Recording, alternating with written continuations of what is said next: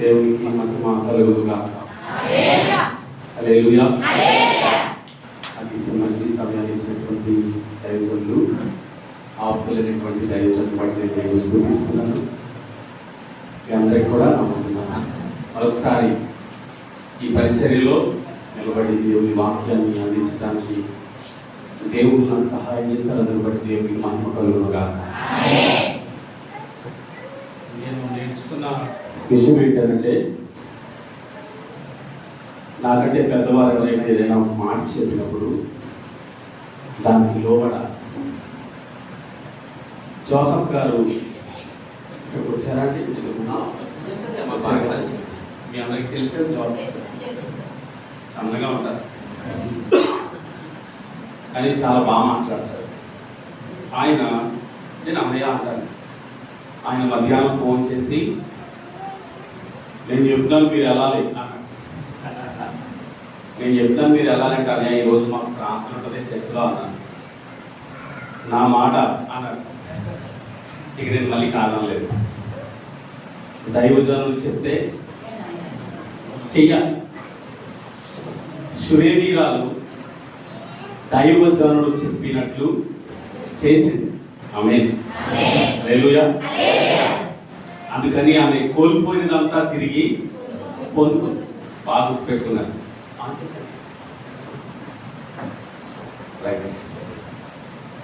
ఈరోజు కూడా మీతో ఉండడానికి దేవుడు నాకు సహాయం చేశారు.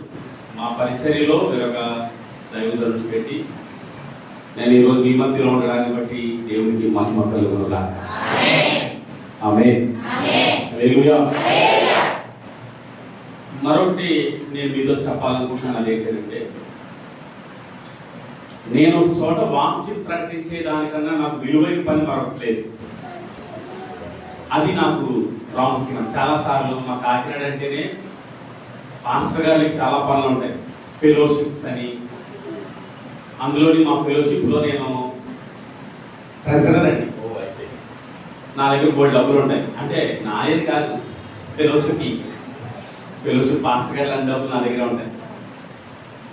ఆ లెక్కలో దానికి సంబంధించినటువంటి పనులు చాలా ఉంటాయి. కొన్నిసార్లు ఫెలోషిప్లో నన్ను అడుగుతారు, మీరు దొరకరు, మన మన ఫెలోషిప్ మీటింగ్స్కి అయినా మీరు ఖాళీగా ఉండాలి కదా అంటారు. నేను వాళ్ళతో చెప్పే సమాధానం ఏంటంటే, నేను వెళ్ళి నిలబడి వాక్యం చెప్పేదానికన్నా నాకు విలువైన పని మరొకలేదు. ఉంచితే ఉంచండి, లేకపోతే తీసేయండి అంతే. హల్లెలూయా. అందుని బట్టి ఆ రెండు కారణాలను బట్టి ఈరోజు మీ మధ్యలో నిలబడడానికి దేవుడు నాకు సహాయం చేశారు. అందుని బట్టి దేవుడికి మహిమ కలుగునుగాక. మూడో కారణం ఉంది, ఇప్పుడే పాస్టర్ గారు చెప్పారు. దేవుని చిత్తం అనేది ఒకటి ఉంటుంది. ఈరోజు దైవజనులు వేరొక ఆయన రావటాన్ని బట్టి అది దేవుని చిత్తం కాకపోవచ్చు. ఒకవేళ వారి ప్రయాణాన్ని దేవుడే వారి క్షేమం కొరకు ఆపుండొచ్చు. ఒకవేళ వాళ్ళు రాజమండ్రి నుంచి కాకినాడ ఈ కడప దగ్గరికి వచ్చేసరికి ఏదైనా ఆటంకం వారికి కలుగుతాదేమో దేవుడే ఆ దైవజనుని ఆపుండొచ్చు, నన్ను అనుమతించవచ్చు. దేవుడి చిత్తాన్ని మనం కాదని వెళ్ళలేదు. హల్లెలూయా. రైట్. ఈరోజు మనకు శనివారం 7వ తారీఖున మన కొరకు సిద్ధపరచబడినటువంటి వాక్య భాగాన్ని ఒకసారి మనం చదువుకుందాం. యోహాను సువార్త 1వ అధ్యాయము 6వ వచనం. దేవుని యొద్ద నుండి పంపబడిన ఒక మనుష్యుడు ఉండెను. అతని పేరు యోహాను. అతని మూలముగా అందరూ విశ్వసించినట్లు అతడు ఆ వెలుగును గూర్చి సాక్ష్యం ఇచ్చుటకు సాక్షిగా వచ్చెను. చాలండి. హల్లెలూయా. దేవునికి స్తోత్రం. ఇక్కడ మనకి రాయబడినటువంటి ఒక అంశం ఏంటి అంటే, చదవండి ఎవరైనా చెప్పండి. మీ పేపర్లో 7వ తారీఖు ధైర్యము అనండి ఒకసారి. ధైర్యము అని పాస్టర్ గారు వేసినటువంటి వచనం ఏంటంటే, భక్తుడైనటువంటి యోహాను గారి గురించి రాశారు. యోహాను బాప్తిస్మం ఇచ్చి యోహాను గారి గురించి రాయబడినటువంటి మాటలు. ఆయన ధైర్యము అనబడినటువంటి ఒక ఆలోచన కలిగి ముందుకు సాగుతూ ఉన్నవాడు అన్నమాట. యేసు క్రీస్తు గురించి సాక్ష్యం ఇచ్చుటకు, మార్గం సరళం చేయుటకు ఆయన క్రీస్తు కంటే ముందుగా పంపబడినట్లుగా బైబిల్లో రాయబడి ఉంది. దేవునికి స్తోత్రం.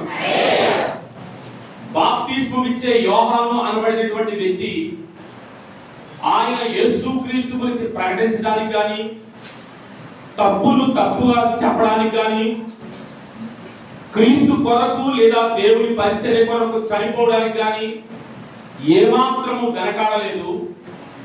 ఆయన జీవితము ధైర్యం. ఆమేన్. హల్లెలూయా.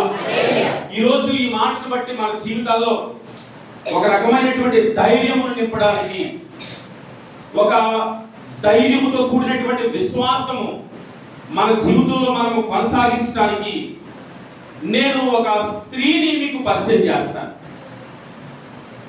ఆ స్త్రీలో ప్రియమైన వాళ్ళరా, ఆమె తీసుకున్నటువంటి ధైర్యముతో కూడినటువంటి ఒక నిర్ణయము ఆమె జీవితాన్ని మార్చింది, ఆమె జీవితాన్ని ప్రభావితం చేసింది. ఆమె ఎవరో కాదు, చాలాసార్లు మనం వినినటువంటి ఒక స్త్రీ బైబిల్లో మత్తయి సువార్త 9వ అధ్యాయము 20 నుండి 22 వరకు ఒక స్త్రీ ఉంది అక్కడ. ఆ సందర్భాన్ని మనం చూడవచ్చు. ఇదిగో 12 సంవత్సరముల నుండి రక్తస్రావము గల ఒక స్త్రీ, నేను ఆయన పై వస్త్రమును మాత్రము ముట్టితే బాగుండునని తనలో తాను అనుకుని వెనుకకు వచ్చి ముట్టెను.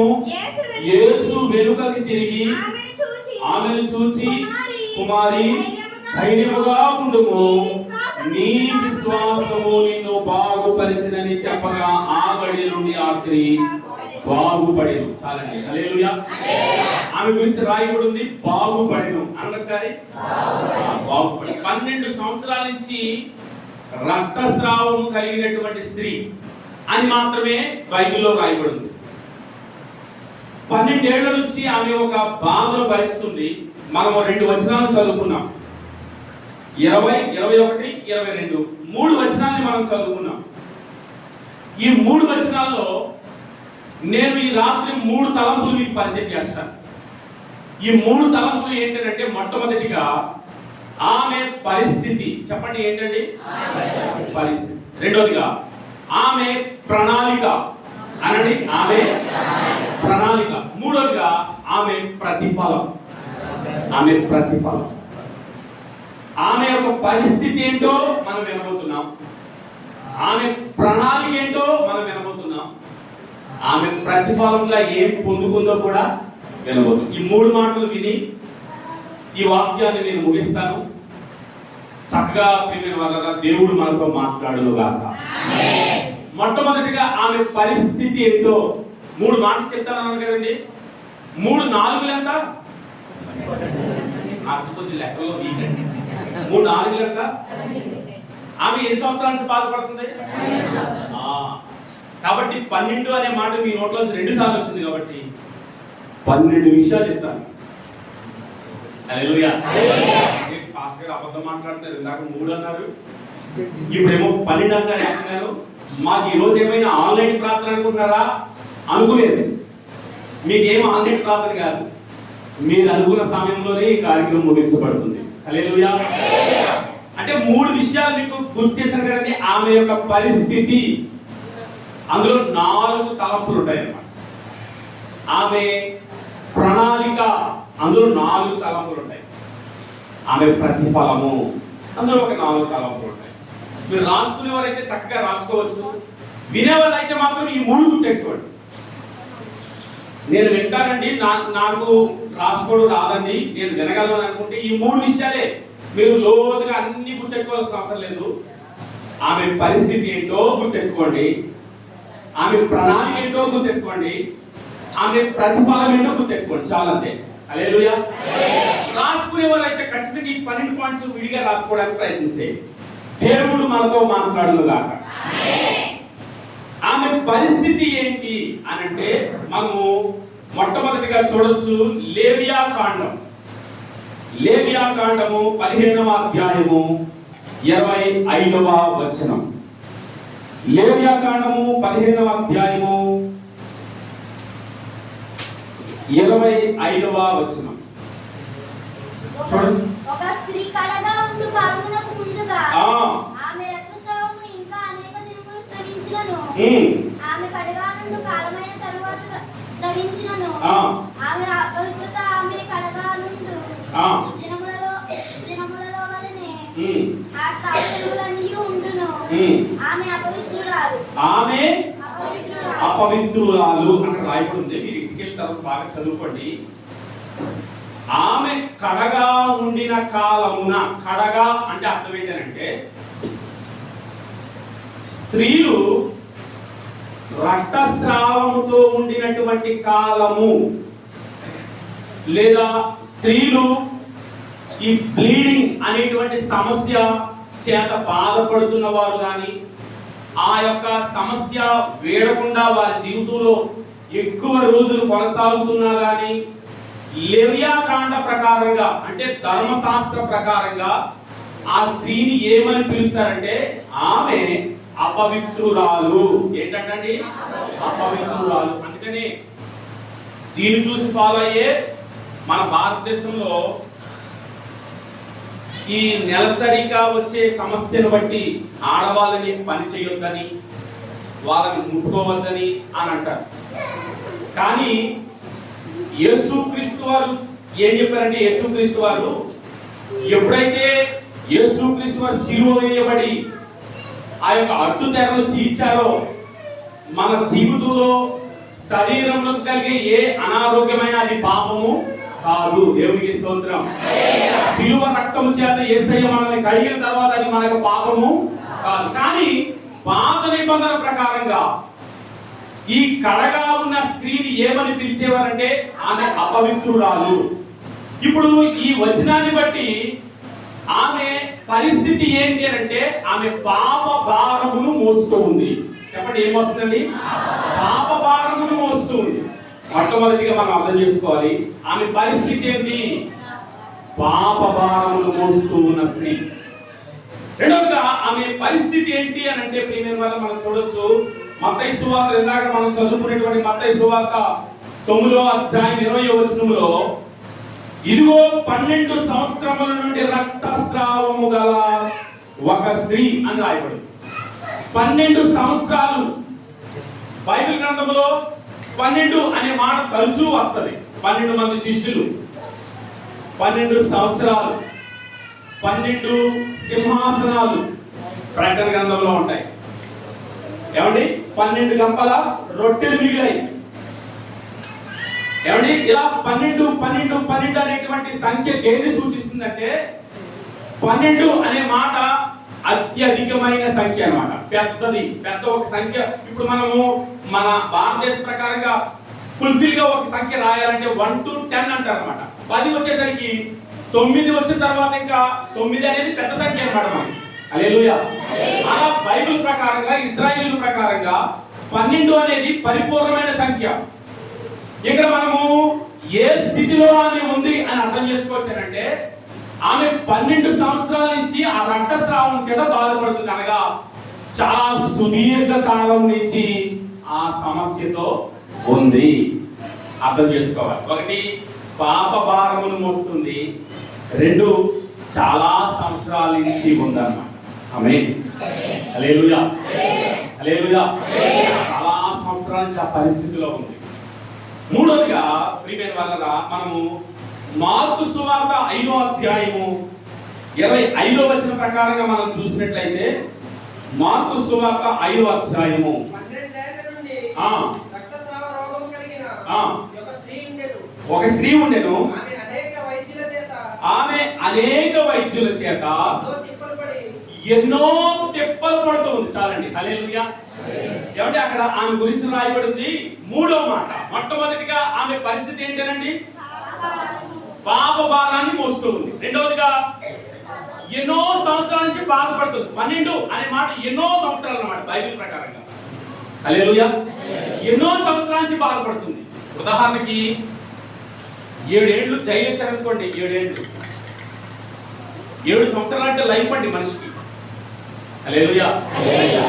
యాకోబు 7 ఏళ్ళు ఎవరి దగ్గర, వాళ్ళ మామగారి దగ్గర పరిచయం చేశాడు ఒక వైఫ్ కోసం. ఆయన ఏమో మోసం చేసి ఇంకో అమ్మాయిని తీసి పెళ్లి చేస్తాడు, మళ్ళా ఇంకో 7 ఏళ్ళు చేయమంటాడు. ఒక దైవజనుడు అన్నాడు, యాకోబు అంటే వైఫ్ కోసం లైఫ్ త్యాగం చేశాడు. హల్లెలూయా. ఏమంటే ఇక్కడ ఈమె ఎన్నో సంవత్సరాల నుంచి, అందుకనే ఏదైనా ఒక 4-5 సంవత్సరాలు ఒక ప్రాబ్లం చేత బాధపడుతుంటే చాలా సంవత్సరాల నుంచి సమస్య చేత బాధపడుతున్నామండి అని అంటారు. చాలా సంవత్సరాల నుంచి ఆ సమస్య చేత ఉంది. మూడోదిగా ప్రియమైన వాళ్ళరా, ఆమె అక్కడ రాయబడింది, అనేక మంది వైద్యుల చేత తిప్పలు పడుతుంది. ఏం చేస్తుందండి?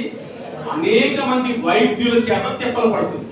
నిజానికి ఒకవేళ ఆమె ఎంతమంది డాక్టర్ల దగ్గర తిరిగిందో నాకైతే తెలియదు, కానీ ఎంతమంది డాక్టర్లకి ఆమె యొక్క సంపాదన ఇచ్చిందో మనకు తెలియదు, కానీ ఎంతమంది డాక్టర్ల దగ్గర మారిందో, ఎన్ని మందులు మార్చిందో తెలియదు, కానీ అక్కడ రాయబడింది బైబిల్ తిప్పలు పడుతుందంటండి. హల్లెలూయా. హల్లెలూయా. ఎన్నో తిప్పలు పడుతుంది. చివరిగా అక్కడ చూడండి 26వ వచనంలో, 5వ అధ్యాయం మార్కు సువార్త 5వ అధ్యాయం 26వ వచనంలో, తనకు కలిగినదంతయు వ్యయము చేసుకుంది. తనకు కలిగినదంతయు అంటే తన దగ్గర ఎంత ఆస్తి అయితే సమకూర్చుకుని పెట్టుకుందో అదంతా కూడా ఈ జబ్బు కొరకు వ్యయము చేసుకున్నా, ఖర్చు పెట్టుకుంది. మొత్తానికి 4 మాటలు మీకు పరిచయం చేశాను. ఆమె పరిస్థితి ఏంటి అంటే పాపమును మోస్తూ ఉంది, చాలా కాలం నుంచి ఆ సమస్యలో ఉంది. మూడవదిగా వైద్యుల చేత తిప్పలు పడుతుంది. 4వదిగా చెప్పంతా ఖర్చు పెడుతుంది. ఆమేన్. ఈ 4 అనుభవాల్లో ఇక్కడ ఎవరైనా ఉన్నారేమో, ఖచ్చితంగా బైబిల్ ప్రకారంగా మనము పాప భారములు మోస్తూ ఉన్నాం. యేసుక్రీస్తు శిలువలో మనము విడుదల పొందాలి. ఆమేన్ చెప్పండి. హల్లెలూయా. రెండవదిగా అక్కడ ఆమె ఎన్నో సంవత్సరాల నుంచి, ఈ మాటలు వింటున్న ప్రియ సంగమా, చాలా సంవత్సరాల నుంచి నా కుటుంబంలో ఫలానా సమస్య నన్ను పట్టి పీడిస్తుందండి, నా భర్త ఎందుకో మారట్లేదు, నా భార్య ఎందుకో నా మాట వినట్లేదు, మా అమ్మండి మా నాన్న కొరకు 25 సంవత్సరాలు ప్రార్థన చేసింది. 25 సంవత్సరాలు. నా వయసు బహుశా 5 సంవత్సరాలు ఉంటాయేమో. నేను మా అమ్మ ప్రార్థన చేస్తూ ఉంటే ఆ ప్రార్థన నా చెవులో పడుతూ ఉండేది, ప్రభువా నా భర్తను మార్చు, ప్రభువా నా భర్తను మార్చు. ఎంత కఠినాత్ముడు అంటే మా నాన్నని భయంకరంగా మా అమ్మను కొడతా ఉండేవాడు. ఇంకా పిల్లలు అనగా తల్లి అనగా ఏమి ఉండేది కదా. మా నాన్న ఇష్టానుసారంగా తాగుతూ కూడుతూ ఉండేవాడు.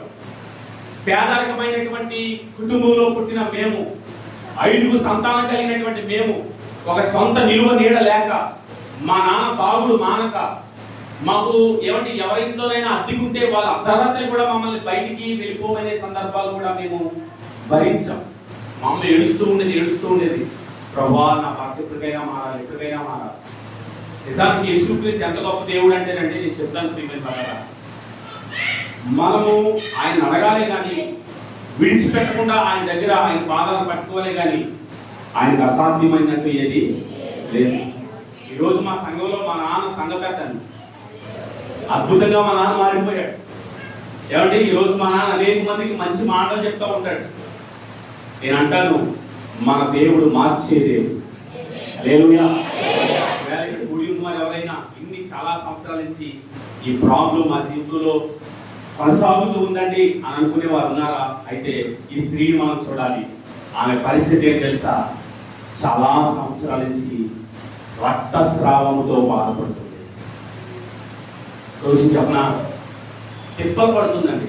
నిజానికి మరొకటి చెప్పుకునేంత గొప్ప జబ్బే కాదని మీకు తెలుసు.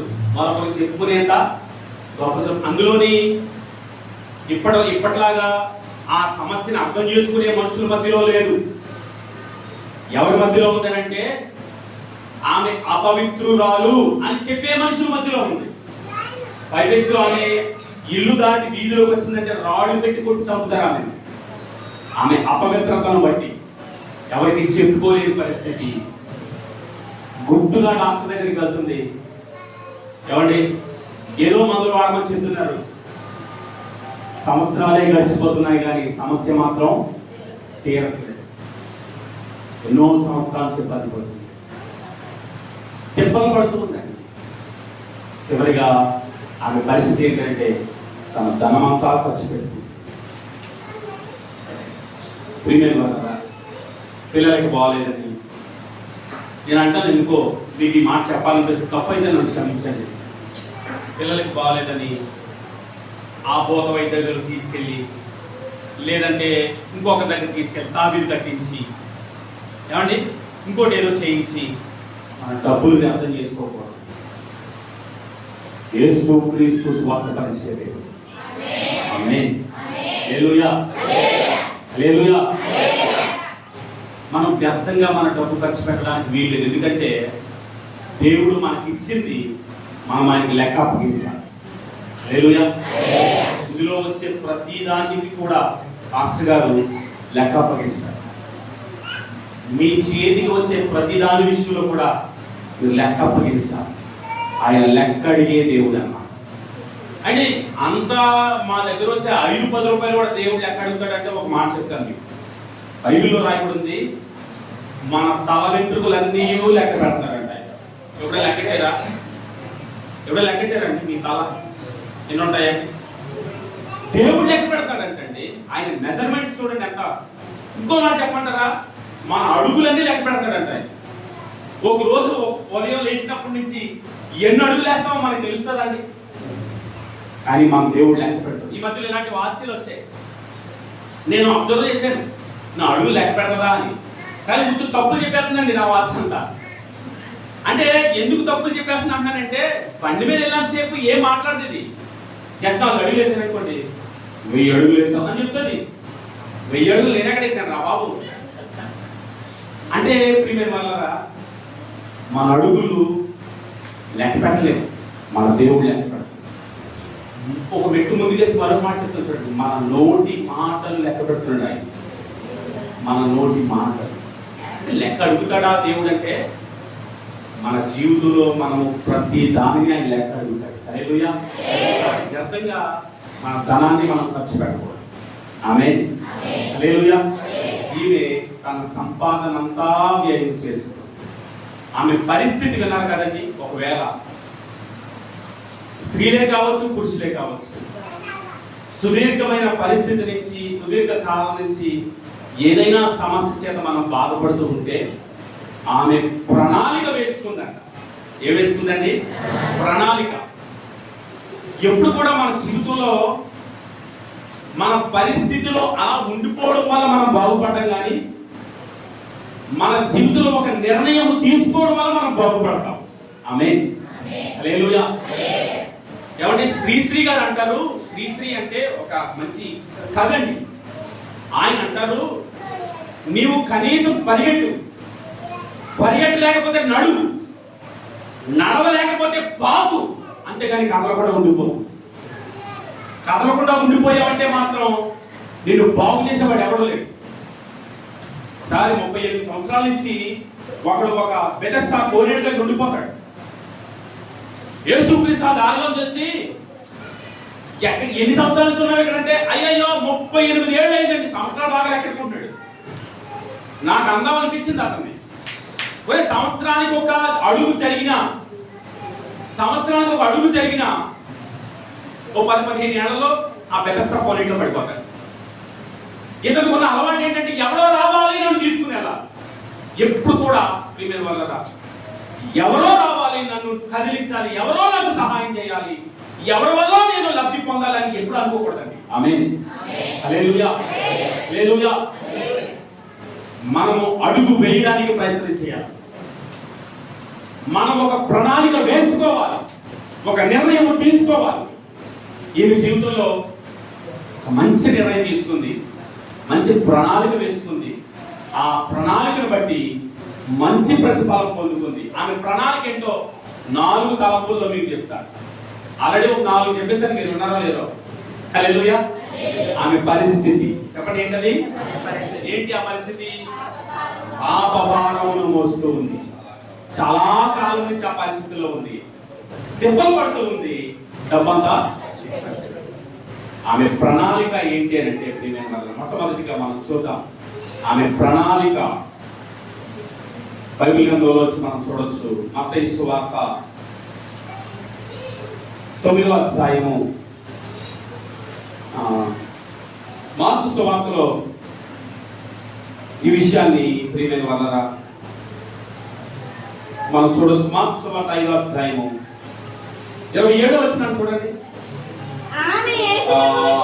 ఆమె యేసును గురించి విని, చాలండి, హల్లెలూయా హల్లెలూయా. ఆమె యేసును గురించి విని విని బైబిల్లో రాయబడింది, వినుట వలన విశ్వాసము కలుగును. దేవునికి స్తోత్రం, హల్లెలూయా చెప్తాం, హల్లెలూయా. యేసును గురించి వినాలి అనుకుంది.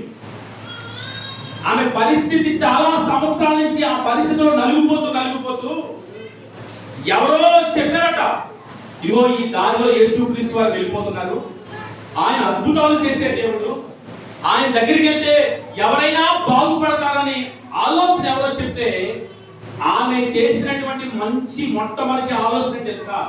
ఆమె నిర్ణయం ఏం తెలుసా? ఇలాంటి వాళ్ళని చాలా మందిని చూశాను నేను.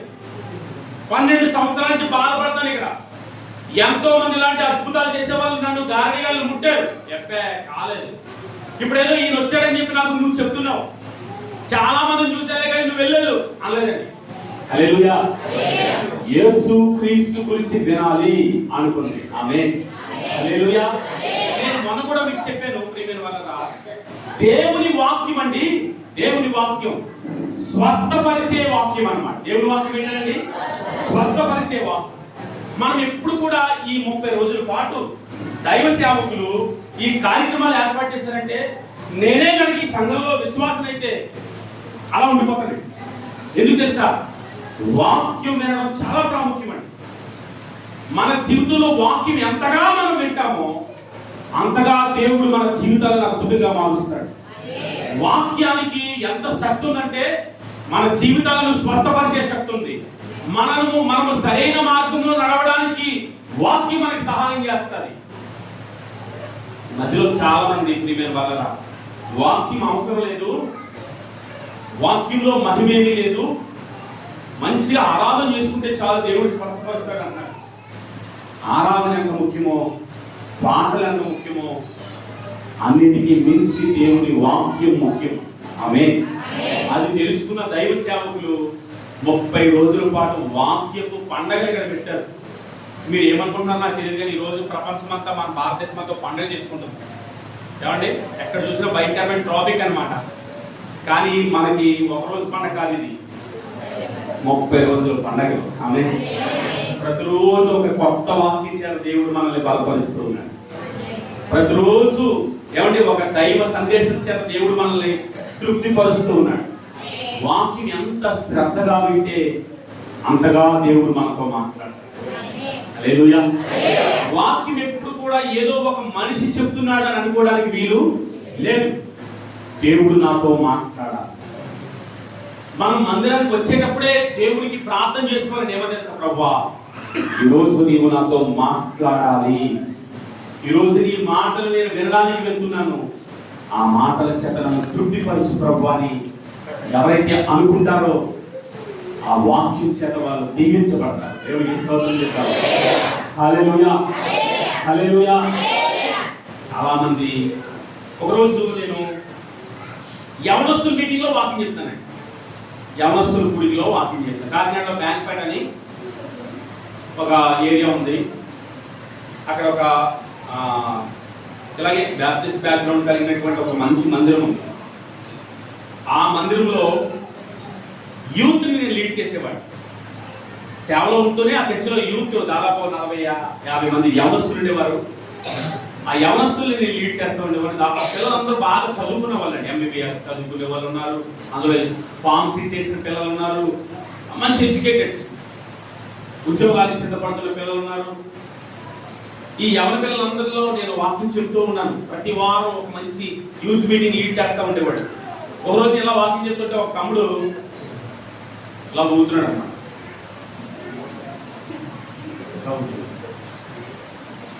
నేను వాక్యం అయిన తర్వాత అడిగాను, వాక్యం చెప్పేటప్పుడు ఏం కావట్లేదు కానీ తమ్ముడు వాక్యం చెప్పేటప్పుడు ఇలా కదులుతున్నది ఏంటి, ప్రాబ్లం ఏంటి చెప్పాను అన్న. అలా కానీ నేను వాక్యం చాలా బాగా చెప్తున్నావు, ఆ వాక్యం నాకంటే నా వెనకతలో తగిలితే బాగుంటుందని చెప్పి ఆ మాటకి తప్పుకుంటున్నాను, ఆ మాట కంటే తప్పుకుంటాడు. హల్లెలూయా. చాలా మంది ఏమనుకుంటారంటే మనం మంచోళ్ళు అండి, మొక్కలు ఆడవాళ్ళు అనుకుంటారంటే మీ సీక్రెట్ చెప్తాను నేను. అలా చెప్తారు ఫాస్ట్గా ఈ మాటలు మా ఆయన వినాలి, నాకు కాదు మా ఆయనకే బాగా కాకినాడ బాగా చెప్తున్నారు, ఆయనకే అనుకుంటారండి మనసులో, వాళ్ళు మనసులో అలా అనుకుంటారు అన్నమాట. అనుకుంటారండి కొన్నిసార్లు మా వాళ్ళు కూడా అనుకుంటారు, ఇంటి దగ్గర పెద్ద ట్యాగ్ వేస్తారు కదా ఇప్పుడు పడుతున్నా బాగా అని. నేను అంటాను ప్రియమైన వారా, వాక్యము ఎవరిది వారికే. ఆమేన్. హల్లెలూయా. ఏ మాట మాట్లాడినా దేవుడు నాతో మాట్లాడుతున్నాడు. వీళ్ళకి వాళ్ళకి కొన్నిసార్లు ఇక్కడ కూర్చొని అనుకుంటారు, కాబట్టి ఇంటి దగ్గర ఉన్న వాళ్ళు వస్తే బాగుండేమో అనుకుంటారు. ఇంటి దగ్గర ఉన్న వాళ్ళు వచ్చి ఈ మాటలు వింటే చాలా బాగున్నావు అని అనుకుంటారు. కాదు, దేవుడిని తీసుకొచ్చి ఇక్కడ కూర్చోబెట్టాడు అని అంటే ఈ మాటలు నీ చేతే మాట్లాడుతూ ఉన్నాడు. హల్లెలూయా, హల్లెలూయా. ఈ మాటలు నీ గురించే మాట్లాడుతున్నాడని అర్థం చేసుకొని, ప్రభువా ఈ మాటల చేత నన్ను బలపరిచినందుకు నీకు స్తోత్రం, ఈ మాటల చేత నన్ను హెచ్చరించినందుకు నీకు స్తోత్రం, ఈ మాటల చేత నాకు బుద్ధి చెప్పినందుకు నీకు స్తోత్రం అని చెప్పి తల వంచితే మన జీవితాలు బాగుపడతాయి. ఆమేన్. హల్లెలూయా. ఈమె ప్రణాళికలో మొట్టమొదటి ఆలోచన ఏంటంటే యేసయ్య గురించి వినాలనుకుంది. ఆమేన్. మీ అందరికీ తెలిసిన మాటే, ఒక రూమ్ లో ఎవరైనా మాట్లాడుకుంటుంటే గట్టిగా మాట్లాడకు, గోడకి చెవులు ఉంటాయి అంటారు. ఎప్పుడైనా విన్నారండి? అన్నారా అండి? విన్నా ఉంటారు కదా, అన్నారా అండి? గోడకి చెవులు ఉంటాయి గట్టిగా మాట్లాడు అంటారు. ఏమండి గోడకి చెవులు ఉంటాయి అంటారా? గోడకి చెవులతో గోడ అవతలు ఉంటారు. అత్త తిట్టిందని కోపం రాలేదంట. ఎవరు చెప్తారు? తోడుకోవడం నవ్విందని కోపం వచ్చిందంట. హల్లెలూయా. గోడకి చెవులు ఉంటాయనే మాటలు చూడండి. కొంతమందికి అదేంటో ఇప్పటి నుంచి ఒక 10-15 ఏళ్ళ క్రితం వెళ్ళిపోయాం అనుకోండి, ఈ ఫోన్లో ఇంటర్నెట్ లేదు, జియో ఇంటర్నెట్ ఇవ్వలేదు. జియో వాడు ఫస్ట్లో బాగానే ఇంటర్నెట్ ఇచ్చాడు, కానీ ఈ మధ్యలో వాళ్ళ అబ్బాయి ఇంత ఉన్నాడు. వాళ్ళ అబ్బాయి పెళ్లి చేసుకున్నాడు. పెళ్లి చేసుకొని 5,000 కోట్లు ఖర్చు పెట్టాడు. ఎన్ని కోట్లు అండి? 5,000 కోట్లు ఖర్చు పెట్టుకుంటే ఈ 5,000 కోట్లు కూడా మన మీద తీసుకోవాలని జియోకి ఎంత చేశారు తెలుసా రేటు? 150 రూపాయలు రీఛార్జ్ కాస్త 305. రీఛార్జ్లు అన్నీ చేసుకోలేక చాలా మంది బాధపడిపోతున్నారు. సరే, జియో రాకముందు ఒక 10-15 ఏళ్ళ క్రితం వెళ్ళిపోతే ఇంటర్నెట్ లేదు, చిన్న కీప్యాడ్ సెల్ వాడుకునేవాళ్ళు. ఆ కీప్యాడ్ సెల్ ఉంటే ఎంత గొప్ప అంతగా ఉండేది కీప్యాడ్ సెల్. అంతకంటే ఒక 5 ఏళ్ళు ముందుకెళ్తే కీప్యాడ్ సెల్ కూడా లేదు, కాయిన్స్. మీకు తెలుసండి, పెద్దోళ్ళు తెలుస్తుంది. కాయిన్ వేసి నెంబర్ కొట్టి ఫోన్ మాట్లాడాలి, హలో ఇక్కడ ఉన్నాం, మీరు ఎక్కడ ఉన్నారు తెలుసు. ఏమండి, అంతకంటే ఒక 5 ఏళ్ళు ముందుకెళ్తే కాయిన్ బాక్స్ కూడా లేదు, రింగ్ ఫోన్ ఉండేది ఎవరైనా ఒక ఇంట్లో. అమ్మాయి మీకు ఫోన్ వచ్చింది అని అంటే వాళ్ళు ఫోన్ చేసినాక వెయిట్ చేయాలి. మళ్ళీ వాళ్ళ ఫోన్ వాళ్ళు ముట్టుకొని ఎవరు వాళ్ళే తిప్పుతారు, లాగా నెంబర్ పట్టుకుని ఇలా తిప్పుతారు వాళ్ళు. ఈ విషయాలంతా ఏం చెప్తారంటే, అప్పుడు సినిమా చూసి వచ్చే వాళ్ళు ఎవరైనా ఉన్నారనుకోండి, వాళ్ళు స్టోరీ చెప్పారనుకోండి, స్టోరీ సినిమా చూసి వచ్చేవాడి కంటే మనకే బాగా అర్థమయ్యేది. ఏం జరిగింది, జరిగిందా, వాళ్ళ స్టోరీ చెప్తా ఉంటే మనమే సినిమా థియేటర్లో కూర్చొని ఆ సినిమా చూసేంతగా ఫీల్ అయిపోయిన దినాలు ఒకసారి చేసుకోండి. ఎంత చక్కగా వినేవాళ్ళం అంటే బాబాయ్ నాకు బాగా తెలుసు. మేము వలలు బాగు చేసుకుంటూ ఉండేవాళ్ళం. ఈ వలలు బాగు చేసుకుంటూ ఉండేటప్పుడు చిన్న టేప్ రికార్డులు ఉన్నాయి కదండి, టేప్ రికార్డుల్లో సినిమా స్టోరీ పెట్టేసేవాళ్ళు, స్టోరీ క్యాసెట్ వేసేవాళ్ళు అన్నమాట. ఈ స్టోరీ క్యాసెట్ వేసేస్తే ఈ వలలు బాగు చేసుకుంటూ మేము వింటూ ఉండేవాళ్ళం. నేను చాలా చిన్నోడేనండి, కానీ నాకు అనిపించేది నిజంగా అక్కడ పరిస్థితుల్లో నేను ఉన్నానేమో అన్నట్టుగా అనిపించేది. ఆ రోజు అంత చక్కగా సినిమా స్టోరీ కన్నా చెవులు ఈ రోజు ఎందుకో దేవుని వాక్యం వినడంలో వెనకబడుతున్నాయేమో అనిపిస్తుంది నాకు. హల్లెలూయా. నిజంగా దేవుని వాక్యాన్ని అంత శ్రద్ధగా మనం వినగలిగితే మన జీవితాలు ఎంత బాగుపడిపోతాయో. ఈ చెవితో విని ఈ చెవితో విడిచిపెట్టేసే వారంగా మనం ఉండకూడదండి. దేవుని వాక్యం మన హృదయాల్లో పదిలు పంచుకునే కృప దేవుడు మనకు దయచేయాలి. ఆమేన్. ఈ ప్రణాళిక ఏం తెలుసా? దేవుని వాక్యం వినాలనుకుంది, యేసయ్య గురించి వినాలనుకుంది. కల్లబలి కబులు కాదు వినాల్సింది, ఏదో ఎవరో ఏదో చెప్తే ముసలమ్మ ముసలు కాదు వినాల్సింది. ఏమండి, ఈరోజు ఏదో పని వల్ల బయటికి వెళ్ళిపోయిన వదిన రాత్రి సీరియల్ ఏం జరిగింది నేను చూడలేదు, అక్కడ టౌన్ వెళ్ళిపోయాను, కాకినాడ వెళ్ళిపోయాను, సీరియల్ ఏం జరిగిందని అంటే ఏం జరిగిందంటే అప్పుడు చెప్పడం మొదలెడతారు కదండి. అది అంత శ్రద్ధగా వింటాము మనం. రేపు మాత్రం ఎపిసోడ్ మిస్ అవ్వకూడదని ఖచ్చితంగా మీ అందరిని బట్టి నేను ఆనందంగా ఫీల్ అవుతాను. ఏం తెలుసా, మీరు సీరియల్ అనుకుంటా మందిరం చూస్తుంటారు ఈ 2 గంటల సేపు. దేవుడికి మహిమ కలుగునుగా. హల్లెలూయా. సీరియల్ మన జీవితాలు బాగుపరచు. ఆ సీరియల్ ఎప్పుడు చూసినా ఆ సీరియల్ అనే పేరులో ఇంగ్లీష్ అంటే సి రియల్ అంటే చూడండి నిజాన్ని, సి రియల్ అని అర్థం. అది నిజంగానే ఎప్పుడు చూసినా ఎవరిని పాడు చేయాలా, ఎవరిని కృంగదీయాలా, ఎవరి మీద పన్నాగాలు వేయాలా, అత్త కోడలు ఎలా పాడు చేయాలి, కోడలు అత్తలు ఎలా పాడు చేయాలి, ఈ మాటలే అన్నీ కూడా. కానీ దేవుని గురించి వింటే మన జీవితాలు బాగుపడతాయి. మన కుటుంబాన్ని ఎలా కట్టుకోవాలో నేర్పేది దేవుని వాక్యం. ఆమేన్. హల్లెలూయా. ఆమె ప్రణాళిక యేసయ్య గురించి వినాలనుకుంది. చెప్పండి ఏమనుకుందండి? యేసయ్య గురించి వినాలి. రేపు రెండోదిగా చూడండి, లోకాసు వార్త దగ్గరికి రండి ఒకసారి. లోకాసు వార్త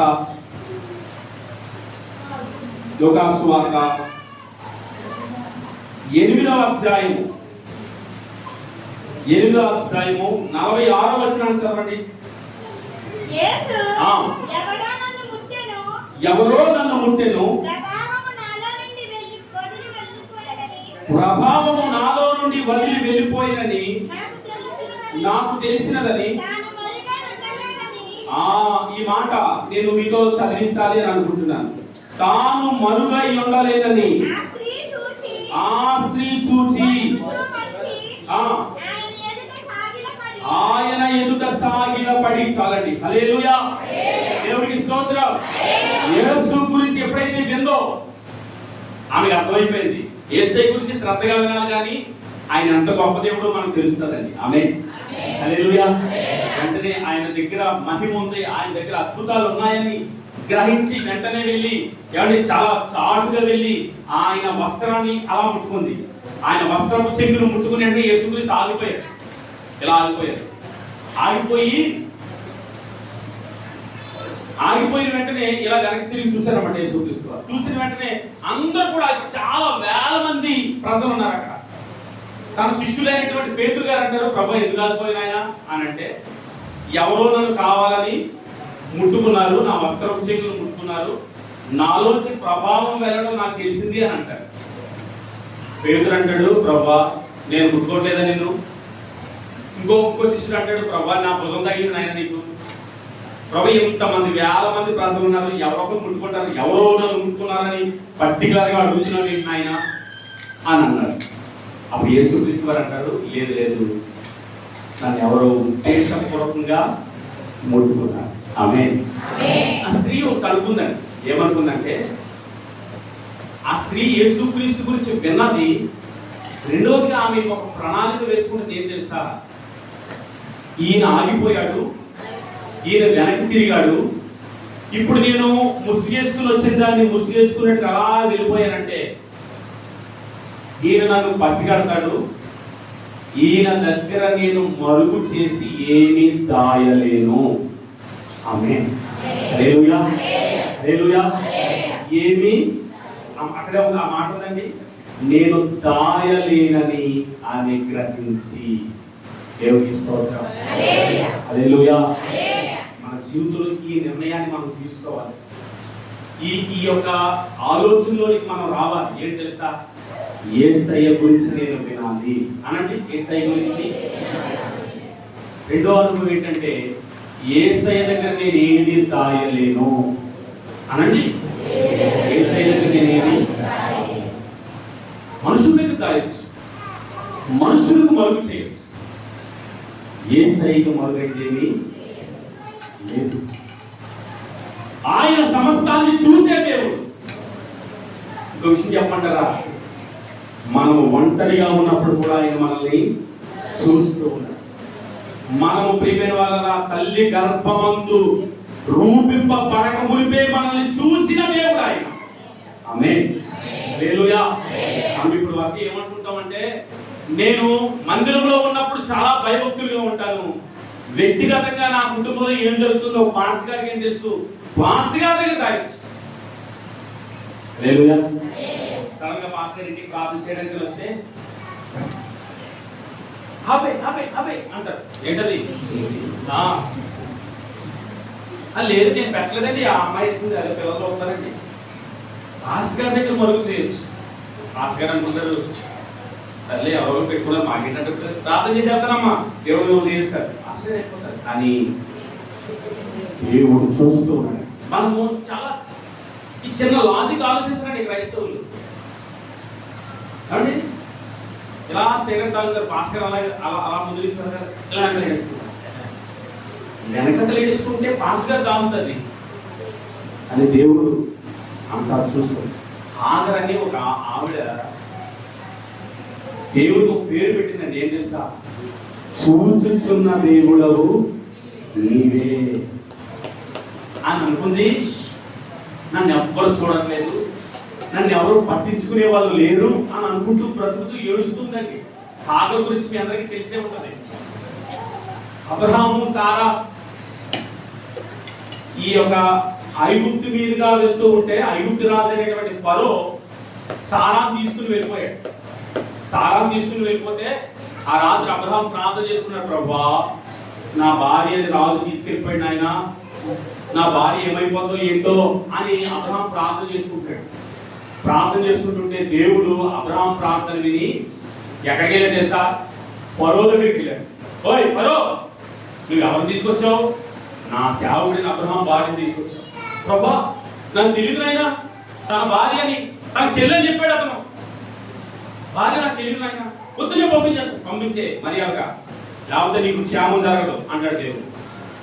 కాబట్టి వెంటనే పరుగులు ఉదయం లేచిన వెంటనే తెల్లవారుజామునే ఆ సారా ఏ గదిలో అయితే ముందో ఆ గదికి వెళ్ళి చూసేసరికి ఒక అమ్మాయి అంటే సారాకి జట్లేస్తున్నారు. ఏస్తుంది? ఈ సారా ఏమో ఏడుస్తూ ఉంది, నా భర్త దూరం అయిపోయాడు, నన్ను ఏమో ఈ రాజు తీసుకుని వచ్చాడు, ఎలాగంటే ఊరుకున్నమ్మా ఏం పర్లేదు, రాజు వచ్చాడే మిమ్మల్ని పంపించేస్తాడని ఏదో బొచ్చగించి జట్లేస్తున్నట్టు ఒక ఆవిడ, ఒక పని మనిషి. హల్లెలూయా. అమ్మా సారా, ఇదిగో ఆయన మీ ఆయన అబద్ధం చెప్పాడు, అందుకని నేను తీసుకొచ్చాను, అర్జెంట్గా ఇక్కడి నుంచి వెళ్ళిపోదు అన్నాడు. ఆయన వెళ్ళిపోతారు లేండి అని చెప్పి రాజుగారు మీ మందరాలు వెళ్ళిపోతారంటే, కాదు నేను ఇక్కడికి తీసుకొచ్చినప్పటి నుంచి కూడా మా ఇంట్లో నువ్వు ఏదేదైతే ముట్టుకున్నావో అన్ని పట్టుకుని వెళ్ళిపోతాను. మనసు ముట్టుకున్నానండి, ఇగో ఈ మనసు ఈ అమ్మాయితో పాటు పంపించేయండి. మరి ఇదిగో ఈ అమ్మాయి నాకు జట్లేసిందండి, ఈ అమ్మాయిని ముట్టుకున్నాను. ఓయ్ నువ్వు ఆవిడకి జట్లేసావా, అయితే నువ్వు కూడా వెళ్ళిపో అని అన్నాడు. ఎవరు? రాజు. ఆ వెళ్ళిపోయిన ఆవిడే ఎవరంటే ఆగరండి. ఏదో సారాన్ని ముట్టుకున్నట్టుకు గాను వచ్చేసింది సారా కదా. సరే సారా ఇంట్లోకి వచ్చిన తర్వాత సారాకి అప్పటికే పిల్లలు లేదు. పిల్లలు లేకపోతే ఈవిడ చూస్తే కొంచెం బాగుంది, అందంగా ఉందని చెప్పి, అమ్మ సారా నాకు ఎలాగే పిల్లలు లేదు, నాకు పిల్లల్ని దేవుడు ఇస్తాడని నమ్మకం కూడా నాకు లేదు, నువ్వు కొంచెం నా భర్తను పెళ్లి చేసుకుంటావా అని చెప్పి. అంటే పని మనిషి కదండి, యజమానికి ఎదురు చెప్పే స్వేచ్ఛ ఆమెకి లేదు. తప్పక అబ్రహామును పెళ్లి చేసుకోవాల్సిన పరిస్థితి వచ్చింది. సరే ఒక కొడుకు పుట్టాడు. ఆ కొడుకేమో ఇంట్లో అటు ఇటు తిరుగుతున్నాడు. సారా మండిపోయింది అటు చూసి, ఇదేంటి పని అమ్మాయి కొడుకు అటు ఇటు తిరుగుతున్నాడు, ఇటు నా ఇంట్లో చెప్పి తన భర్తను వేధించడం మొదలుపెట్టింది సారా. అర్జెంటుగా పని మనిషి తన కొడుకుని అర్జెంట్గా ఇంట్లోకి పంపిస్తానంటే ఇంకా తన భార్య బాధ తట్టుకోలేక అమ్మ నేనేం చేయలేదు సారీ అని చెప్పి వాటర్ బాటిల్లో నీళ్ళేసి కొడుకు చంకలేట్ పంపిస్తాడు. ఆమె ఎడారిలో వెళ్ళిపోతే ఇలా అనుకుంటుంది, ఏమనుకుంటుందంటే నేను అబ్రహాముకి ఇంట్లోకి రావడానికి నా ప్రమేయం లేదు, అబ్రహాముకి భార్యగా మారడానికి నా ప్రమేయం లేదు, ఒక కుమారుడికి తల్లినవ్వడానికి నా ప్రమేయం లేదు, ఇప్పుడు అబ్రహాం ఇంట్లోంచి బయటికి వెళ్ళగొట్టబడ్డాను నా ప్రమేయం లేదు, నన్ను చూసేవారు పట్టించుకునేవారు ఎవరైనా ఉన్నారా అని ఏడుస్తుందంట. అప్పుడు దేవుడు అంటాడు, ఆగరు, నేను నేను చూస్తూ ఉన్నాను. ఆమేన్. హల్లెలూయా. ఎవరు చూడట్లేదు అనుకోకు. చాలాసార్లు మనం అనుకుంటాం నా పరిస్థితి ఎలాగైంది, నా జీవితం ఇలా నలిగిపోతుంది, నన్ను చూసే వాళ్ళు ఎవరైనా ఉన్నారా అని అనుకుంటాం. కానీ మన దేవుడు మనల్ని చూస్తూ ఉన్నది. ఆమేన్. ఈ యొక్క 12 ఏళ్ల నుంచి రక్తస్రావం కలిగిన స్త్రీ అనుకుంటుందంట, నేను యేసు దగ్గర దాయలేను అనండి. నేను ఇది జగమెరిగిన వాస్తవం, ఇది మనం నమ్మాలి. మన జీవితంలో ఏది ఆయన దగ్గర దాయలేము. ఆమేన్. హల్లెలూయా. ఇది ఒక్కటి అర్థం చేసుకోగలిగితే క్రైస్తవులు ఆశీర్వదించబడతారు. మనం ఏంటో దాచుకుంటూ బ్రతుకుతున్నాం. ఒకరోజు పేతురు గారు సంఘం పెట్టారు. మొట్టమొదటి సంఘానికి పాస్టర్ గారు పేతురు గారే. యేసుక్రీస్తు అంటే ఎవరో తెలియదని 3 సార్లు అబద్ధం మాట్లాడాడు పాస్టర్ గారు. ఎవరో పేతురు గారు. యేసుక్రీస్తు వారు చెప్పారు, పేతురు నువ్వు అబద్ధం మాట్లాడతావు చెప్పారా, ఎవరు మాట్లాడేది అన్నారు. ప్రభువా నన్ను క్షమించిన ఆయన ఏడ్చాడు. మొత్తం మీద ఏడ్చి సంఘం పెట్టాడు. సంఘానికి మొట్టమొదటి సేవకుడు అయ్యాడు ఎవరు? పేతురు గారు. వాళ్ళ సంఘంలో విశ్వాసులు చాలా మంది ఇలాగే ఉన్నారు. ఒక విశ్వాస కుటుంబం బయటకు వచ్చిందంట. వచ్చి, అయ్యా పాస్టర్ గారండి, ఇదిగో అందరూ కూడా ఆస్తులు తీసుకొచ్చి మీ పాదాల దగ్గర పెడుతున్నారు. అప్పట్లో ఉన్న సంఘం ఏంటంటే వాళ్ళ ఆస్తులన్నీ అమ్ముకొని ఒక కుటుంబంగా వాళ్ళే వండుకొని వాళ్ళే తినేవారు అనమాట. మొట్టమొదటి సంఘం. అయ్యా అందరూ మీకు ఆస్తి ఇస్తున్నారు కదా, ఇదిగో అపోస్తుల పాదాల ముందు మా ఆస్తి కూడా అమ్మి ఇచ్చేస్తామని చెప్పి అననీయ సఫీరాలు అనబడిన వాళ్ళు వాళ్ళ ఆస్తి అమ్మి అందులో సగం దాచుకొని తీసుకొచ్చి అక్కడ పెట్టారు.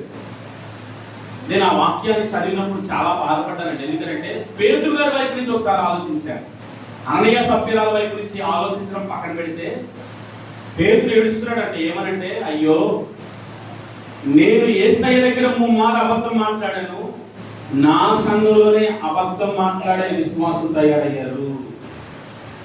హల్లెలూయా. అనుకుంటాం నేను యేసయ్య దగ్గర బొంకేసి బాగానే ఉన్నాను అనుకుంటాం. కానీ మన జీవితంలో మన పిల్లలు, మీకు ఇంకో ఉదాహరణ చెప్తాను చూడండి. నేను ముందుకెళ్ళే ఇంకో ఉదాహరణ చెప్తాను. యాకోబుకి 12 మంది సంతానం ఉంది. యాకోబుకి ఒక మంచి అందమైన కొడుకు పుట్టాడు చివరిలో, యోసేపు అనబడినవాడు.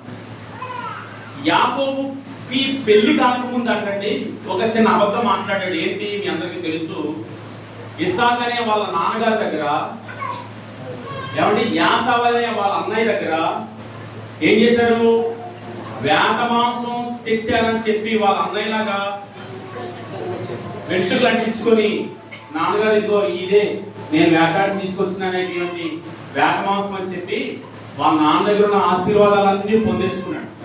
హల్లెలూయా. ఆఫ్టర్ 20 years 20 సంవత్సరాలు గడిచిన తర్వాత అండి యాకోబుకి కొడుకులు పుట్టారు. 12 మంది సంతానం యాకోబు జీవితంలో. ఒకరోజు యోసేపును వాళ్ళ అన్నయ్య అందరూ కలిపి ఏం చేశారంటే, యోసేపు అంటే నచ్చక, యోసేపు దేవుడి కలలు చెప్తున్నాడని చెప్పి యోసేపు అంటే నచ్చక యోసేపును గోతులో పాడేసి ఆ దారిలో వెళ్తున్నటువంటి ఐగుప్తీయులకి యోసేపు నమ్మేసి యోసేపు యొక్క మంచి వస్త్రాన్ని ఒక గొర్రెను నరికి ఆ రక్తంలో ఉంచి వాళ్ళ నాన్నగారి దగ్గర తీసుకొచ్చి, డాడీ నువ్వు బాగా ప్రేమిస్తున్న యోసేపును ఏదో సింహం చంపేసింది, ఇదిగో వాడి వస్త్రం దారిలో దొరికిందని చెప్పి యాకోబుకి ఇచ్చారు. ఇంకో విషయం చెప్పమంటారా, యాకోబు ఎంతగా ఏడ్చాడంటేనండి, అయ్యో నా యోసేపు చనిపోయాడు, ఇంకా నేను నా యోసేపుతో పాటు నేను సమాధిలో ఆ యొక్క పాతాళంలో వెళ్ళిపోయిన, మృతుల లోకంలోకి నేను వెళ్ళిపోయినా నా జీవితం ధన్యమే అనుకుంటూ ఏడుస్తూ ఉన్నాడు. 8 సంవత్సరాలు ఏంటో చెప్పంటారా, చాలా ఏడ్చాడు. నేను అంటాను, యాసావు ఇస్సావు దగ్గర యాకోబు చెప్పినటువంటి అబద్ధము కొన్ని గంటల్లో బయటపడిపోయింది. కానీ యాకోబు కొడుకులు యాకోబు దగ్గర మాట్లాడిన అబద్ధము కొన్ని సంవత్సరాలు దాగింది. యాకోబు నాకు తెలిసి కొన్ని రోజులు అన్నం తినలేదేమో యోసేపు కోసం, అలా చిక్కుపోయేవాడేమో. కానీ ఒక్కొక్కడు కూడా నిజం చెప్పలేదు. నేను ఈ విషయాన్ని ఎందుకు చెప్తానంటే, ఏది విత్తుతామో దాన్నే కోస్తాం. నేను అబద్ధం మాట్లాడి బ్రతికిపోతున్నాను అని అనుకుంటే మన అబద్ధానికి అబద్ధాల కొడుకులు పుడతారు. ఆ మాట అర్థమవుతుందండి.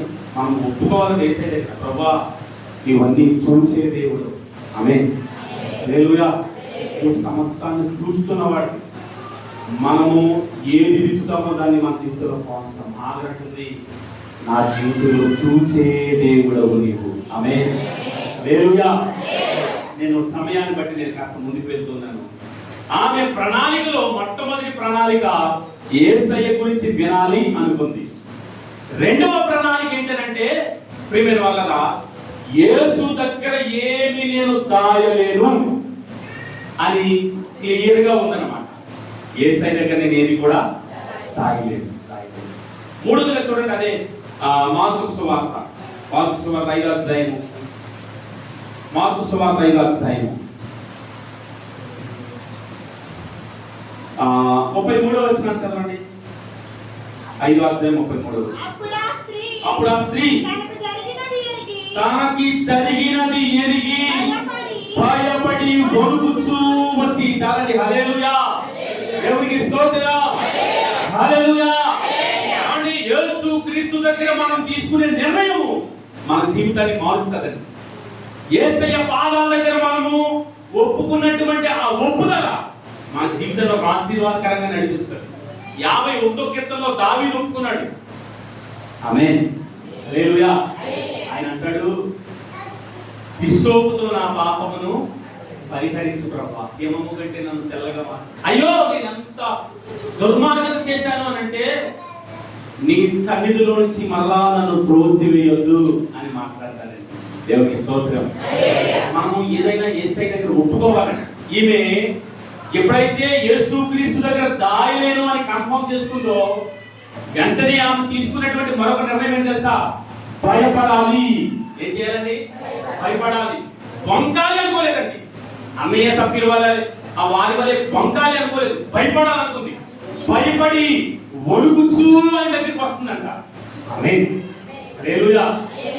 భయపడి వణుకుచూ వస్తుంది. 128వ కీర్తనలో దావీదు గారు రాస్తారు, యెహోవా యందు భయభక్తులు కలిగి ఆయన త్రోవల యందు నడుచు వారందరూ ధన్యులు.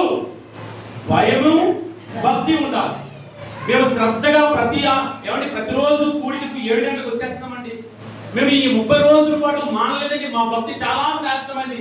దేవునికి మహిమ కలుగు కాక మీ భక్తి మంచిదే, కానీ భయం లేని భక్తులు కూడా. ఆమేన్. హల్లెలూయా. భయపడాలండి. మనం దేవునికి భయపడాలి. చెప్పండి, ఎవరికి భయపడాలి? దేవునికి భయపడాలి. సిలువలో ఒక దొంగేమో యేసుక్రీస్తు వారిని విమర్శిస్తూ మాట్లాడుతుంటే మరొక దొంగ ఏమంటే తెలుసా? యేసయ్య ఏమనకు, నీవు దేవునికి భయపడవా అంటాడు. మనము దేవునికి భయపడాలి. ఆయనకు భయపడి మనం భక్తి చేయాలి. ఎందుకంటే ఆయన పరిశుద్ధుడైన దేవుడు. ఆయన కోటి సూర్యకాంతి కలిగిన తేజోమయుడు. ఆకాశము నా సింహాసనము, భూమి నా పాదపీఠం అని చెప్పగలిగిన పెద్ద దేవుడు. మనము పెద్ద వాళ్ళకి భయపడతాం. ఎవరైనా ధనవంతులుంటే వారికి భయపడతాం. ఎవరైనా ఒక ఉన్నతమైన వాళ్ళు మన ముందుకెళ్తే వారికి భయపడతాం. అదేంటో దేవుడు అంటే భయపడదు. కొన్ని సంఘాల్లో ప్రియమైన వాళ్ళ కనీసం వాళ్ళు ఎవరికి భయపడినట్టుగా కూర్చోరండి. ఎంతో శ్రద్ధగా కూర్చున్నారు. మనం ఎంత భయపడుతూ దేవుడి సన్నిధిలో ఉంటామో, ఏమంటే 100వ కీర్తన అనుకుంటాడు, వణుకుచూ ఆయన సన్నిధిలోనికి రండి. హల్లెలూయా. మనం ఎంత భయపడుతూ దేవుడి సన్నిధిలో ఉంటామో అంతగా దీవించబడతాం. ఆమేన్. హల్లెలూయా. ఏంటంటే నన్ను ఎవరేమంటారు? ఈ సంఘంలో నేను భయపడకపోతే ఇప్పుడు ఏమైపోతుంది? నేను రాకపోతే ఏం జరుగుతుందో తెలుసా? నేను ఇలాగే ఉంటాను. ఏమంటే ఎప్పుడు కూడా మనుషులు పెట్టచ్చు కాదు. కాబట్టి దేవుడు మనల్ని చూసి వెర్రివాడా అంటాడన్నా. మనం దేవుడికి భయపడ, దేవుడి సన్నిధిలో, దేవుడికి స్తోత్రం. ఎంత భాగ్యం అంటే మనకి దేవుడి మందిరంలో కూర్చొని వాక్యం వినే అవకాశం మనకు దొరికిందండి. విజయవాడలో ఏమండి భయంకరమైన పరిస్థితి నేటికి కూడా ప్రార్థన చేయండి. ఒకవేళ ప్రభుత్వం అయితే రేపు ఆదివారం మధ్యాహ్నం నుంచి ఒక 34 మంది టీం వెళ్తున్నాం. అక్కడ వారి కొరకు మేము కాస్త వారికి సర్వీస్ చేయడానికి, ఆ బాడీ మట్టి పట్టేసినటువంటి ఇల్లు మేము సైతం ఉన్నామని చెప్పి కాస్త క్లీన్ చేయడానికి వెళ్తున్నాం. దేవుడు మాకు ఒక టీం ఇచ్చాడు, మంచి టీం అన్నమాట. ఇలాంటి విపత్తులు ఏదైనా జరిగినప్పుడు ఉదురు తుఫాన్ విషయంలో కూడా మేము అలాగే స్పందించి వెళ్ళామన్నమాట. దేవుడు మంచి అవకాశం మనకి ఇచ్చాడు. దేవుడు వాక్యం అంటారు. హల్లెలూయా. 84 కీర్తనలో కోరాహు కుమారులు అంటారు, ప్రభువా నీ బలిపీఠమునంత పిచ్చుకలకు నివాస స్థలం దొరికింది, పిల్లలు పెట్టుటకు వాన కోవెలకు గూటి స్థలం దొరికింది, అయ్యా మాకు లేదు నాయనా అంటారు కోరాహు. దేవుని మందిరంలో ఉండే అవకాశం మనకు దొరికింది. దేవునికి స్తోత్రం. హల్లెలూయా. దేవునికి భయపడి మనం బ్రతుకుదుము గాక. ఆమేన్. హల్లెలూయా. భయము లేని భక్తి వ్యర్థం అండి. భయము లేని భక్తి వ్యర్థం. భయము లేకుండా ఎంత భక్తి చేసినా ఆ భక్తి నిష్ప్రయోజనం. మనం భయపడాలి. చెప్పండి, ఏం చేయాలి? ఎవరికి భయపడాలి? దేవునికి భయపడాలి. కరోనాలో తుమ్మొస్తే భయపడేవారు కదండి. బాబాయ్ తుమ్మాడు పైగో, ఎవరు ఉండడానికి వీల్లేదు. తుమ్మికి భయపడుతున్నాం, చిన్న కంటికి కనపడలేదు వైరస్కి భయపడుతున్నాం, జ్వరానికి భయపడుతున్నాం. వీటన్నిటికీ మించిన వాడు దేవుడు. ఆయనకి భయపడలేదు చాలా మంది. దేవుడు అంటే భయం లేదు. ఆయనకు భయపడి మనం బ్రతుకుతున్నాం. ఈ సర్వ సృష్టిని నోటి మాటతో చేసిన వాడు ఆయన. మన కొరకు యేసుక్రీస్తుగా చిన్నగా మారిపోయాడు, కానీ ఆయన పెద్ద దేవుడు. చెప్పండి, ఎవరైనా ఏమందైనా మనము ఈ భూమి మీద దాదాపుగా 850 కోట్ల ప్రజలు ఉన్నాం. ఈ భూమి అంతా కలిపితే 4 భాగాలుగా విడదీస్తే 3 భాగాల్లో నీరుంది, ఒక భాగంలో భూమి ఉంది. ఆ ఉన్న ఒక భాగం భూమిలో కూడా చాలా భాగం ఎడారులు ఉన్నాయి, చాలా భాగం ఐస్ ఉంది, మంచు, ఎంతో కొంత అక్కడక్కడ ఆరి ఉంది. ఆ 6 నేల మీద మనం 850 కోట్ల ప్రజలు బ్రతుకుతున్నాం.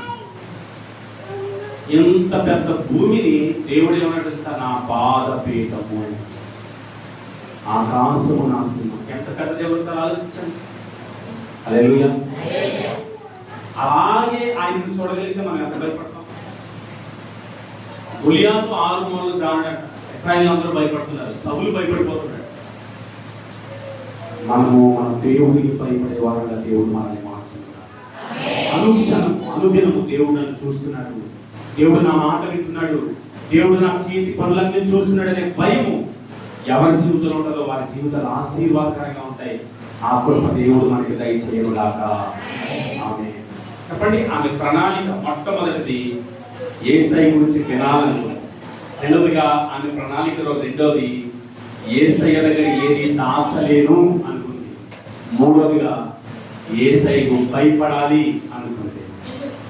నాలుగవదిగా ఆమె ప్రణాళిక ఏంటంటే, ఏమండి, మార్కు సువార్త మనం చదువుకునేటువంటి మార్కు సువార్త 5వ అధ్యాయం 34వ వచనాన్ని చూడండి. అందుకు ఆయన, కుమారి నీ విశ్వాసము నిన్ను స్వస్థపరిచెను. చాలండి, దేవునికి స్తోత్రం. విశ్వాసం వచ్చింది. చెప్పండి, ఏం చేసిందండి? బైబిల్లో హెబ్రీయులకు రాసిన పత్రికలో రాయబడింది, విశ్వాసము లేకుండా ఆయనకు ఇష్టులై ఉండుట. విశ్వాసం ఏమండి? యేసయ్య ముందు మనము విశ్వాసం ఉంచాలి. విశ్వాసం అంటే హెబ్రీయులకు రాసిన పత్రికలో 9వ అధ్యాయంలో రాస్తాడు. విశ్వాసం అంటే ఏంటి తెలుసా?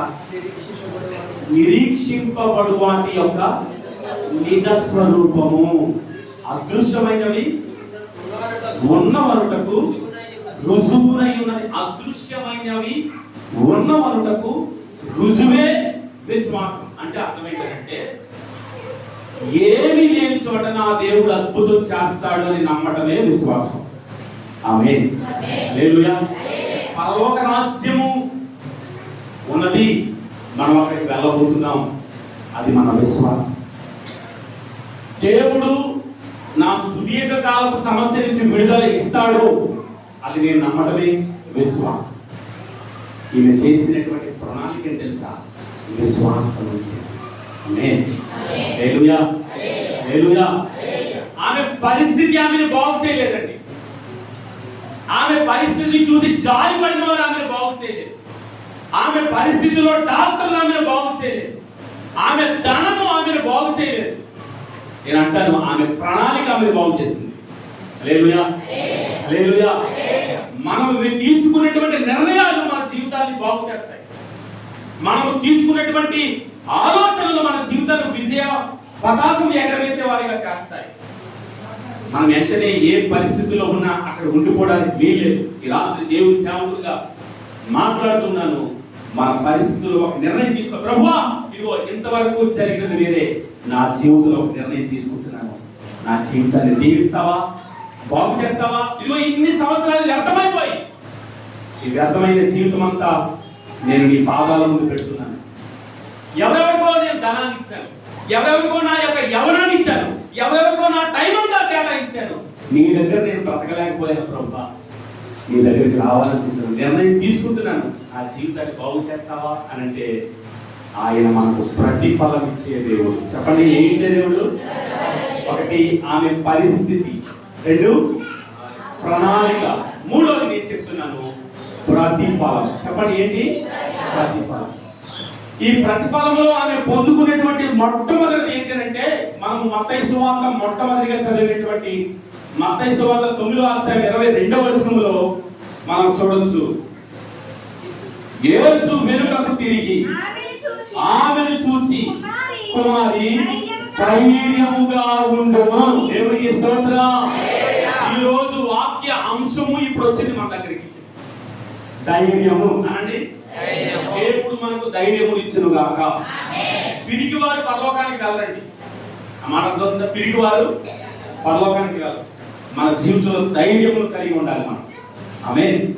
దేవుడిచ్చే ఆశీర్వాదం అన్నమాట. దేవుడిచ్చే ఒక ప్రతిఫలము ఆమె జీవితంలో.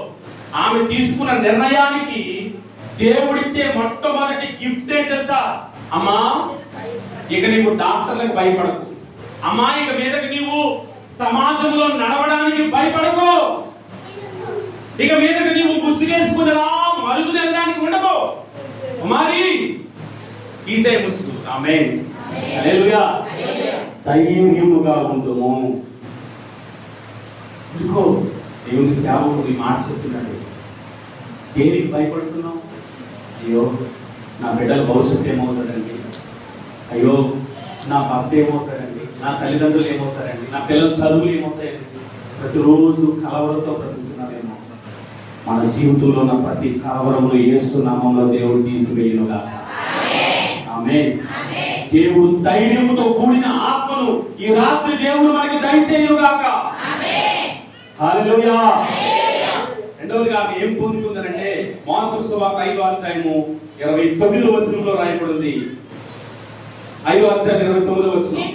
వెంటనే ఆమె రక్తధార కట్టెను కనుక తన శరీరంలో ఆ బాధ నివారణమైనదని గ్రహించుకొనెను. ఆరోగ్యమును పొందుకుంది. చెప్పండి, ఏం పొందుతుంది? ఆరోగ్యమును పొందుతుంది. ఆమె మొట్టమొదటిగా ధైర్యం పొందుతుంది, వెంటనే ఆరోగ్యం పొందుతుంది. దేవుడే మనకి ఆరోగ్యం ఇచ్చేవాడు. స్తోత్రం చెప్తామా? హల్లెలూయా. దేవుడు ఒక మనిషిని బాగు చేయకపోతే ఆ మనిషి బాగుపడలేడు. దేవుడు మనకు ఆరోగ్యం ఇచ్చును గాక. మనం లక్షలు ఖర్చు పెట్టినా కొన్నిసార్లు ఆరోగ్యాన్ని మనము తెచ్చుకోలేము.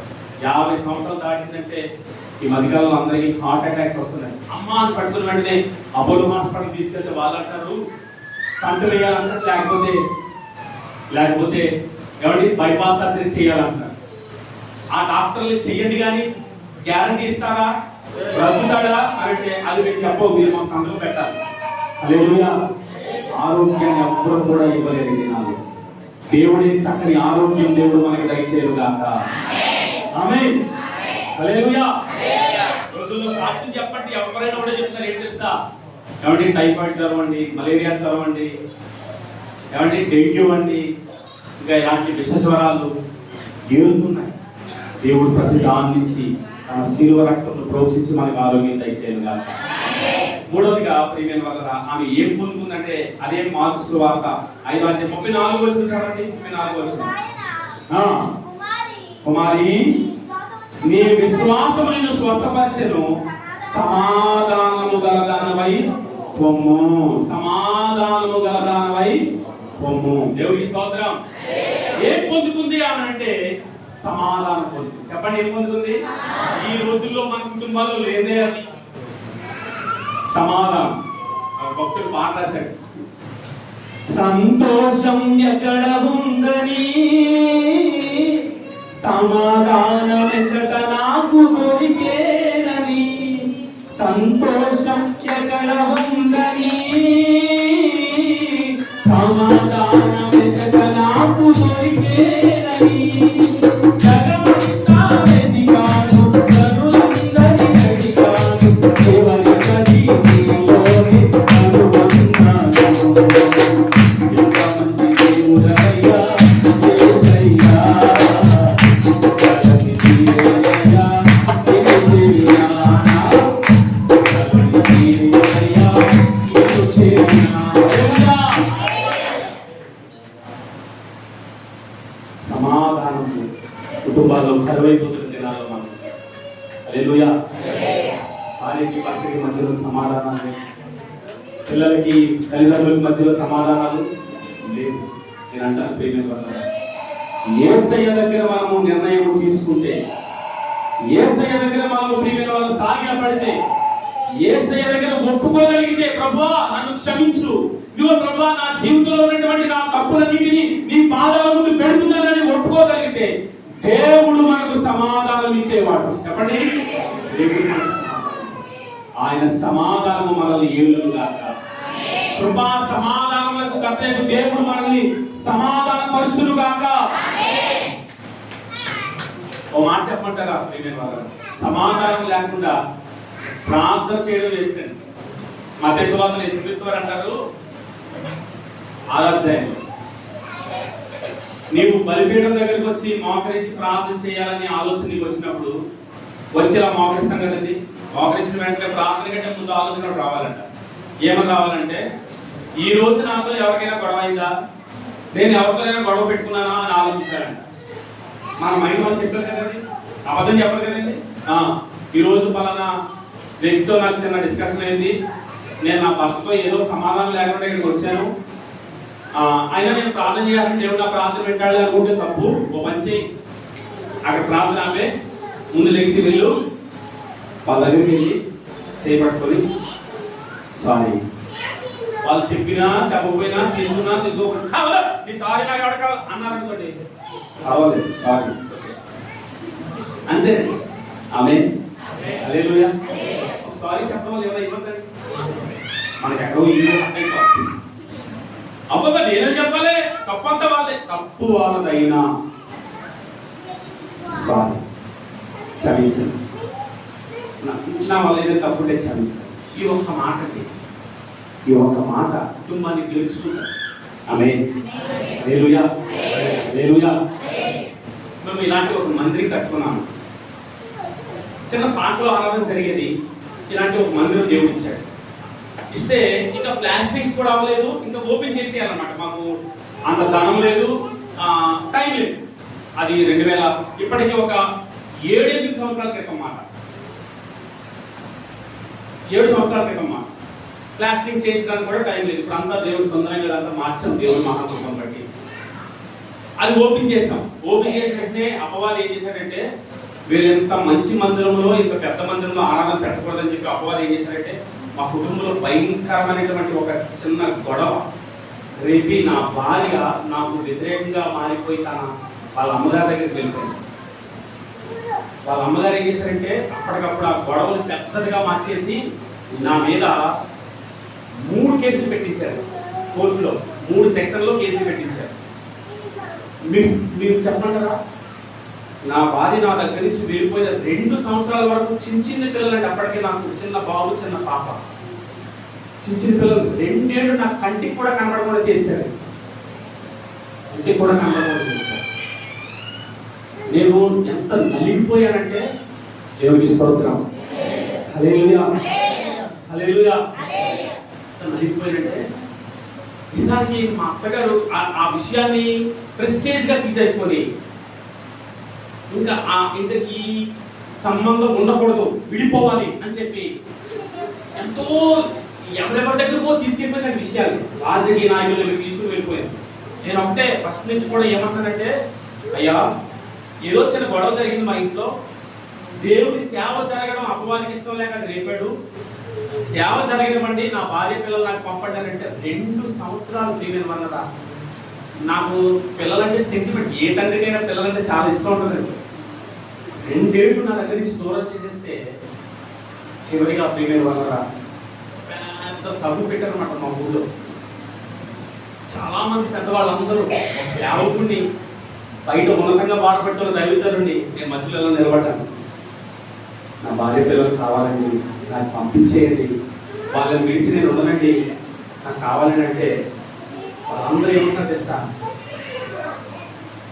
ఇంతమంది ముందు ఏమండి ఒక వాక్యం ఏమంటుందంటే, ప్రసన్న పాస్టర్ గారు నీ తప్పు ఇందులో ఏమీ లేదు, అయితే వస్తారు లేకపోతే వెళ్ళిపోతారు, మీకు వయసు ఉంది మళ్ళా పెళ్లి చేసుకోవచ్చు పర్లేదు అని ఒక వర్గం మాట్లాడుతుంది. ఒక వర్గం ఏమంటుందంటే, మీ అత్త అస్సలు మంచిది కాదు, మీ అత్తగారు మీ కుటుంబాన్ని పాడు చేయడానికి కూడుకుంది కాబట్టి ఈ విషయంలో నువ్వు తగ్గుతూ అని ఒక వర్గం మాట్లాడుతుంది. పరిశుద్ధాత్మ దేవుడు నాతో ఏం మాట్లాడుతున్నా తెలుసా, నా భార్య పిల్లల్ని సమకూర్చకుండా సేవ ఏం చేస్తాను, నా సేవ ఏం దీవించబడుతుంది, నా భార్య పిల్లలు నాకు కావాలి. దాదాపుగా 200 మంది పైనే గ్రామస్తులందరూ ఉన్నారు. వాళ్ళందరూ నేను అలా వెళ్ళి తప్పంతా నాదే, నన్ను క్షమించండి, వీలైతే పట్టండి, నా భార్య పిల్లలు నాకు ఇచ్చేయండి అన్న. ఆ మాటకి నా భార్య కరిగిపోయింది, వెంటనే నాకు వచ్చేసింది. హల్లెలూయా. ఈరోజు ఎంత భారంగా నా పరిచయం చేస్తా ఉందంటే, ఆ గొడవకు ముందు మా పాస్టర్ గారు వేరే, ఆ గొడవ తర్వాత మా పాస్టర్ గారు వేరే. ఇప్పుడు ఏ కష్టం వచ్చినా తనే భారంగా భరించుకుంటూ తన సేవ తను చేసుకుంటూ. హల్లెలూయా. నేను ఎందుకు ఈ విషయం చెప్తున్నానంటే, నా సమస్యను మీ ముందు పెట్టి ఎందుకు చెప్తున్నానంటే, తగ్గించుకోవడం, క్షమాపణ అడగడం కుటుంబాన్ని కడతారు, కానీ నేనే సమస్య. ఆమేన్. హల్లెలూయా. దేవుని సమాధానం మన కుటుంబాలు ఏలును గాక, దేవుని సమాధానం మన కుటుంబాల్లో స్థిరపడును గాక. ఆమె సమాధానం. చివరిగా ఏమవుతుందంటే, మొట్టమొదటిగా నేను చెప్పాను కదండి, ఆమె ఏ భారమును మోస్తుంది, పాప భారమును. ఎప్పుడైతే ఆమె రక్తస్రావము ఆగిపోయిందో ఆమె పరిశుద్ధత పొందుతుంది. ఆమేన్. హల్లెలూయా. పాప భారమును మోస్తున్నటువంటి ఆమె తన జీవితంలో యేసుక్రీస్తు రక్తము ద్వారా పరిశుద్ధత పొందుతుంది. అలాంటి పరిశుద్ధత దేవుడు మనకి దయచేయును గాక. ఆమె 3 మాటలు మీ మధ్యలో పెట్టుకుని, ఆమె పరిస్థితి చెప్పండి ఏంటి, ఆమె పరిస్థితి, ఆమె పరిస్థితి ఏంటి, పాప భారమును మోస్తుంది. చాలా సంవత్సరాల నుంచి ఆ పరిస్థితిలో ఉంది, ఎన్నో తిప్పలు పడుతుంది, డబ్బంతా వేసేస్తుంది. ఆమె ప్రణాళిక వేసుకుంది. ఆమె ప్రణాళిక ఏంటంటే, యేసయ్య గురించి వినాలి అనుకుంది, యేసయ్య దగ్గర ఏమీ దాచలేని అనుకుంది, యేసయ్యకు భయపడాలనుకుంది, యేసయ్య దగ్గర వణికింది. ఆమేన్. హల్లెలూయా. హల్లెలూయా. బాగుపడతాననే విశ్వాసము ఉంచింది, విశ్వాసం ఉంచింది. ఆమె ఏం ప్రతిఫలం పొందుకుంది తెలుసా, ధైర్యమును పొందుకుంది, స్వస్థత పొందుతుంది, సమాధానం పొందుతుంది, పరిశుద్ధత పొందుతుంది. మన జీవితంలో మనం కూడా అలాంటి ప్రతిఫలం ఈ ప్రార్థనలో పొందుకుందుము గాక. Thank you.